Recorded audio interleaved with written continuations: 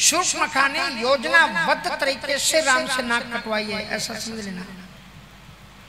ऐसे उसकी नाक नहीं कटी, जानबूझ करके उसने अपनी नाक कटवाई। शूर्पणखा ने एक शब्द बोला राम जी के सामने आके कि तुम सम पुरुष ना मोसम नारी, यह संजोगे विधि रचिउ विचारी। तुम सम पुरुष ना मोसम नारी, यह संजोग विधि रचिउ विचारी। ये चौपाई जिस ध्वनि में है, अगर उसको भी याद कर लोगे तो उसमें भी अर्थ मिल जाएगा। तुम्ही मेरे मन, तुम्ही मेरी पूजा, तुम्ही देवता हो, तुम्ही देवता ना सहबे नीति यस सुनी, ना सहबे नीति यस सुनी। तुम सम पुरुष ना मोसम नारी, यह संजोगे रचिउ विचारी। तुम सम पुरुष ना मोसम नारी, यह संजोग विधि रचिउ विचारी। शूर्पणखा कहते हैं प्रभु तुम सम पुरुष ना। उस समय लक्ष्मण जी बगल की कुटिया में, दो कुटियां थी वहां पर, मालूम है, एक ललित लघु एक विशाला। लक्ष्मण जी ने दो बनाई, गोहि ने भी साथ में मदद की है। एक ललित लघु एक ललित लघु मानी छोटी और एक विशाल, एक ललित लघु एक। अब लक्ष्मण जी महाराज बगल में बैठे थे। शूर्पणखा जी का पदार्पण हुआ, बहुत सुंदर ब्यूटी पार्लर से निकल करके आई और राम जी से बोली कि तुम सम पुरुष न मोसम नारी। और यस, और जो ही उन्होंने इतना बोला कि तुम सम पुरुष ना, इतना सुनते ही लक्ष्मण जी के कान खड़े हो गए। कहा मैंने महात्माओं के द्वारा तो राम जी की बड़ी अच्छी अच्छी स्तुतियां सुनी, बड़ी सुंदर सुंदर शब्दों में महात्माओं के द्वारा, लेकिन एक कोई महिला इतनी सुंदर स्तुति कर रही। अब जंगल में साध्वी तपस्वियां भी रहती थी, लोगों ने बहुत भेदभाव किया ना कि स्त्रियां, अब ये क्या सबरी क्या थी, तपस्विनी तो थी ना, सन्यासिनी थी कि नहीं थी? सन्यास नहीं ले सकते, क्यों नहीं ले सकते? देखो उसमें लिखा हुआ है तपस्या मंदिर एक रुचिरता बैठ नारी तप कुंज, जो गए हैं कपिगण उनको भी वहीं पर मिली। शबरी का नाम बता दिया लोगों ने, श्रवणा। श्रवणा लिखा हुआ है उसमें, लेकिन श्रवणा का अर्थ क्या होता है बताओ? अच्छा, श्रवणा माने क्या होता है? इंद्रियों को समन करना। तो तान वाला अर्थ मत करो। श्रवण को संस्कृत में सन्यासी को श्रवण कहते हैं। अब प्रकारांतर से अर्थ आ जाएगा अब तुम्हारा, लेकिन सही जो है सन्यासी। तो श्रवणा थी वो, सन्यासी तो होती थी। तो लक्ष्मण जी को लगा कि कोई एक तपस्विनी आकर के कर रही है, क्या सुंदर स्तुति, ऐसी तो देवताओं ने नहीं की। कितनी सुंदर स्तुति की कि तुम सम पुरुष ना। और लक्ष्मण जी महाराज जरा उधर देखने लगे और तब तक उसने पूरी चौपाई कर दी, ना मौसम नारी। इतना सुनते ही मस्तक ठोक लिया, हे भगवान कितनी सुंदर अच्छी चौपाई लेकर के चली थी और बाद में मटिया मैट कर दिया। बोले तुम सम पुरुष ना और न मौसम नारी, तुम्हारे समान कोई पुरुष नहीं और मेरे समान कोई नारी नहीं।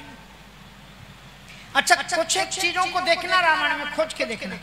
शूर्पणखा की मृत्यु देखो कहां मरी, कहीं मरी नहीं मरी, लोगों को मरवा दिया लेकिन खुद नहीं मरी। अपनी नाक कान कटवाई, खरदूषण को पहुंचा। रावण ने कहा वो उनके पास गई, बोले वो तो गए। और शूर्पणखा तब तक वहीं बैठी रही लिखा है रावण ने, गजब तुलसीदास जी ने भाषा का इस्तेमाल किया है। कहते धुआं दे के खरदूषण, धुआं जानते हो धुआं कब उठता है? अग्नि में जब लपटें उठती हैं, जब वो लपटें एकदम साफ झुकी होती हैं, वो तब तक वहीं पर बैठी रही। धुआं ना, लोग कहते तेरा धुआं उड़ा देंगे। अच्छा ऐसा किया क्यों? इसलिए किया कि शूर्पणखा का जो विवाह हुआ था वो अपनी मर्जी से हुआ था। लंका में विद्युत नाम का एक कालकेय आता था, वो निशाचर जाति का नहीं था, कालकेय जाति का था। मंदोदरी की मौसी, वो मौसा लगता था, वो उसका पिता था, विद्युत का पिता, मौसी का लगता था।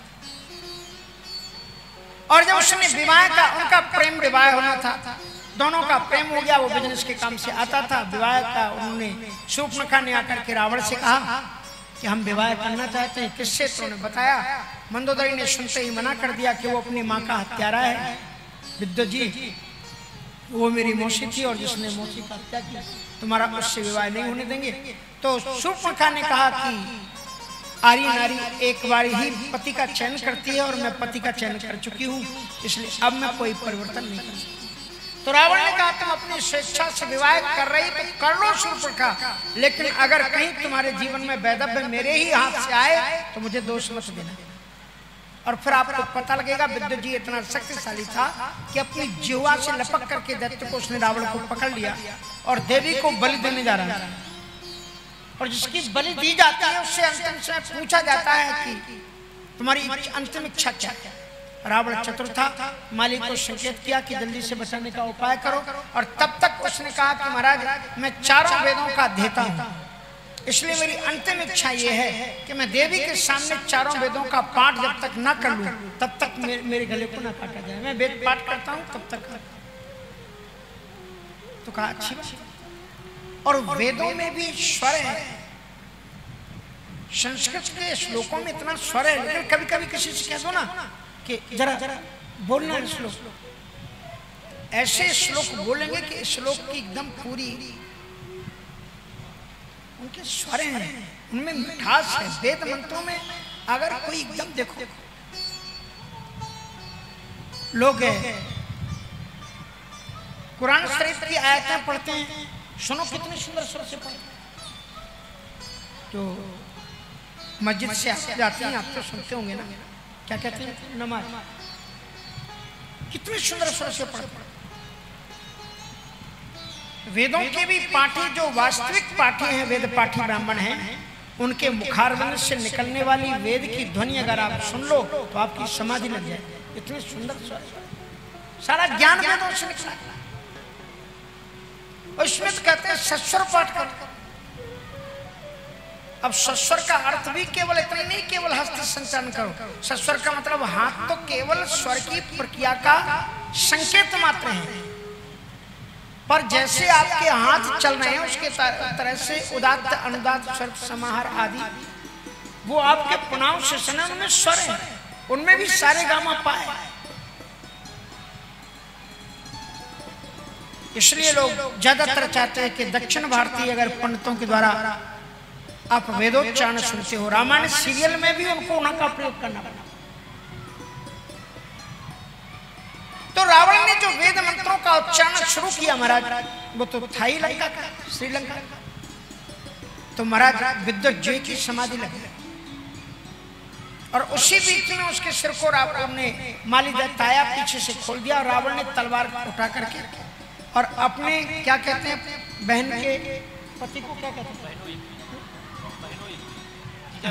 दामाद जामाता, ऐसा जामाता कहते हैं, छोटा हो तो जामाता। हाँ, उसने खुद उसको मारा, अपनी बहन को खुद। और जब शूर्पणखा जब तक अंदर से आई पूजन की सामग्री लेकर के, और तब तक उसने देखा उसके पति का सिर कटा पड़ा है।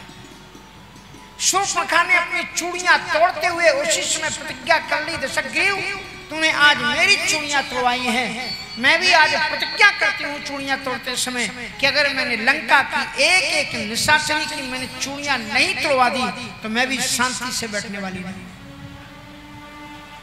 ये शूर्पणखा की प्रतिज्ञा थी। आप सोचो, लक्ष्मण जी ने जब नाक काटी तो उसे कान लेके भाग जाना चाहिए था।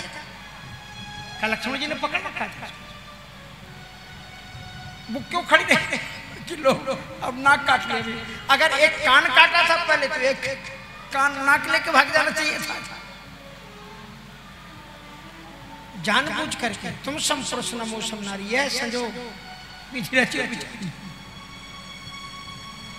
और राम जी ने कहा ये सीता जी का विवाह हुआ, वो बोले ये तो संयोग से नहीं हुआ, ये तो इत्तेफाक से हुआ। बोले कैसे? कहा ये तो लिखा थोड़ी, लेकिन मेरा विवाह तो विधाता यह संयोग विधि रची विचारी। जैसे कहते हैं ना शादी जब होती तो कहते भैया विचार, पंडित जी के पास में कहते हैं पंचांग विचार। बोले ब्रह्मा जी ने ऐसे वैसे पंडित ने नहीं, ब्रह्मा जी ने रचा ऐसे संयोग विधि रचा। और सचमुच में ब्रह्मा जी के बिना कृपा कुछ होता नहीं। क्या संयोग? कहा कि आपने भी तुम सब पुरुष ना, तुम्हारे समान इस धरती में ऐसा कोई पुरुष नहीं है।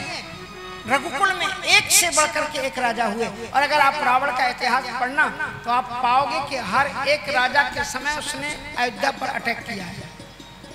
दशरथ जी के समय, रघु के समय, दिलीप के समय, आज के समय, सबके समय 72 बार उसने आक्रमण किए थे। लेकिन अयोध्या का नाम इसलिए अयोध्या है क्योंकि उस युद्ध में कोई जीत ही नहीं पाया।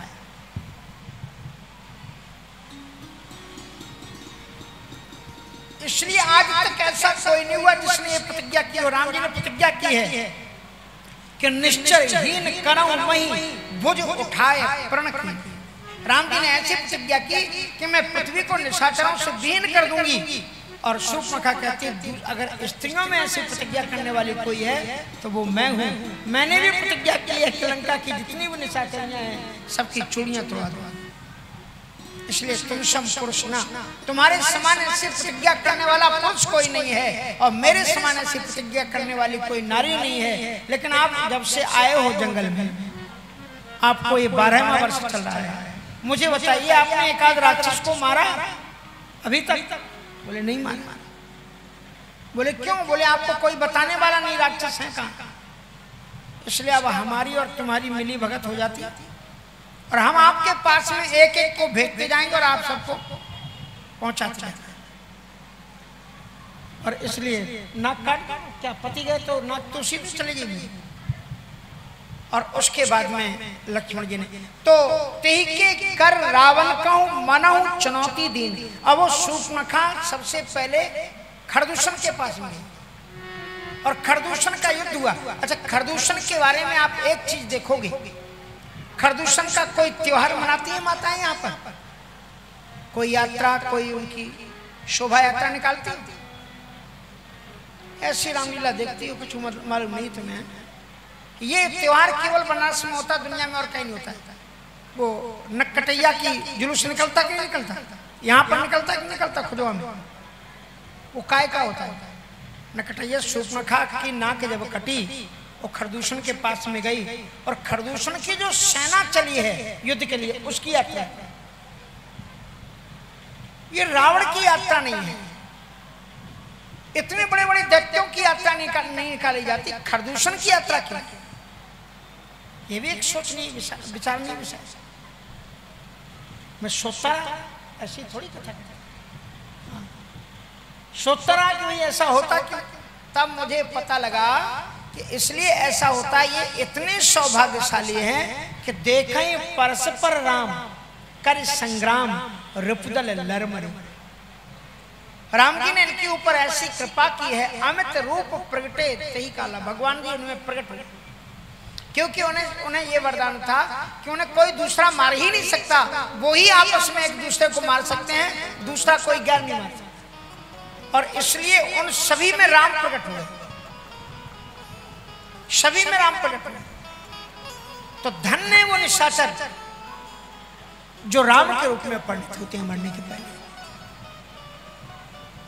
कितनी सुंदर उन्होंने राम जी की प्रशंसा की है। हम बर जन्म सुनो सब भाई, देखी नहीं है सुंदरताई, यद्यपि भगनी की रूपा, लेकिन बदलायक नहीं पुरुष अन्य। ये खरदूषण, धुआं दे के खरदूषण के रहा, जब वो मर गए और धुआं निकल गया उनका, तब जाकर के शूर्पणखा पहुंची रावण। और रावण से कहती है कि राजनीति बिन,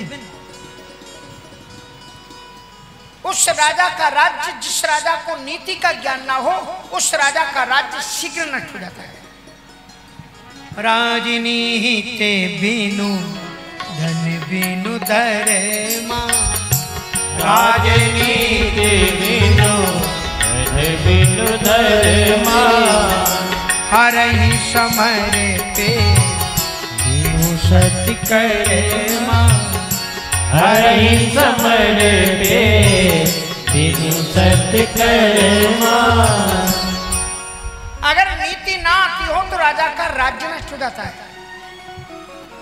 और कितना भी तुम धन कमाओ, लेकिन उसका एक अंश अच्छे काम में, दान में लगा देना चाहिए।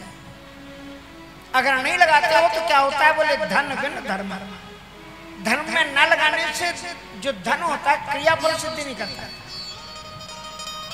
इसलिए राजनीति बिन धन बिन धर्मा, और हरहि समर्पे बिनु सत्कर्मा। तुम जितने भी सत्कर्म करते हो ना, जैसे तुमने एकादशी का व्रत किया,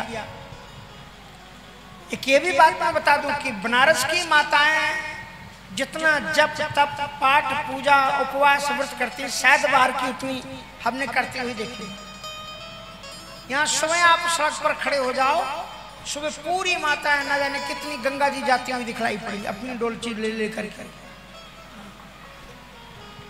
घर में भले ही ना दिखाई पड़े उन्हें आंगन में, लेकिन गंगा जी का रास्ता खूब दिखता है, रास्ते में चली जाती है आराम से। तो राजनीति बिन धन बिन धर्मा, और हरहि, जो भी तुम सत्कर्म करो, इति गोविंदार्पणम अस्तु, रामार्पणम अस्तु, उसका फल अपने पास में मत रखो, भगवान को दे दो। जो बच्चा को कोई भी गिफ्ट मिले, पैसा मिलते हैं, अगर वो अपने माँ बाप को दे देता है तो उसके बच्चे सेफ रहते हैं, उसके पैसे सेफ रहते हैं, वो बड़ा फायदा होता है। जब चाहे तब मम्मी से मांग ले, हमने पैसा दिए थे, हम बाजार जा रहे लाओ, और जितने बार मांगेगा मम्मी उतने बार देगी, पता नहीं उसके पैसा कब के खत्म हो गए। और अगर मम्मी को नहीं देता है, अपने पास में रख लेता है कहीं गिफ्ट के पैसा, तो माँ कहती तेरे पास है ना पैसे, जा उनके जाकर के बाजार चले आते। इसलिए तुम्हारे जो पुण्य हैं, उन पुण्यों को भगवान को समर्पित कर दो। जो भी पाठ पूजा करते हो ना, उनका कोई फल मत मांगो, नहीं तो तुम लेकर के आए 1 किलो अनाज के, ये महाराज इसके बदले में हमें वो दे दो। थोड़ी सी प्रार्थना की तो हमें वो माता चपता उल्टा सीधा तुमने श्लोक बोला, अब कहते हैं महाराज हमारे मौला की नौकरी लग जाए, हमारी तबीयत ठीक हो जाए, आंखन से हमें दिखने लग जाए, ऐसा हो जाए वैसा हो जाए। तो तुम पूजा करने आए थे कि बिजनेस करने आए थे? इसलिए श्रीमद् भागवत में बड़ी सुंदर बात, प्रहलाद जी से भगवान नरसिंह भगवान प्रसन्न हो गए, उनका वरदान मांगा। तो प्रहलाद जी ने कहा कि हम तद्भक्त तुम च स्वामिन पास से, मैं निष्काम आपका सेवक हूं, मैंने जो भक्ति की है कुछ मांगने के लिए नहीं की है।